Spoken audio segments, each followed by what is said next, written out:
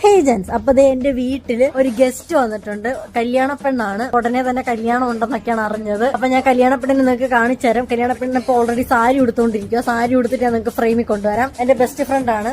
അവളവിടെ സാരി ഉടുക്കുന്നു, ഞാനിവിടെ കിടക്കുന്നു. അപ്പൊ ഞാൻ ഉറങ്ങിയിട്ട് വരാം ജെൻസ്. അപ്പൊ അവള് സാരി ഉടുത്ത് കഴിയും.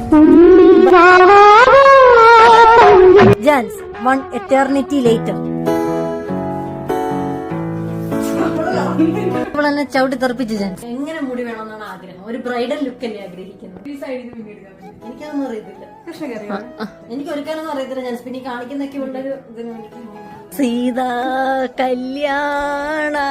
അപ്പൊ ഇനി കാര്യം പറഞ്ഞു, എന്തിനാണ് ആക്ച്വലി സാരി ഉടുത്തത്? ആക്ച്വലി ഉള്ള കല്യാണം അല്ല, കല്യാണം ഉടനെ ഉണ്ട്. പക്ഷെ ഇപ്പൊ നമ്മൾ സാരി ഉടുത്തത് ഒരു ജോലിയുടെ ഒരു സംഭവത്തിന് വേണ്ടിയിട്ടാണ് ജെൻസ്. വൈദ്യുതി മാളുവിന് ഒരു ജോലി സെറ്റ് ആയിട്ടുണ്ട്. ട്രിവാൻഡ്രത്താണ്.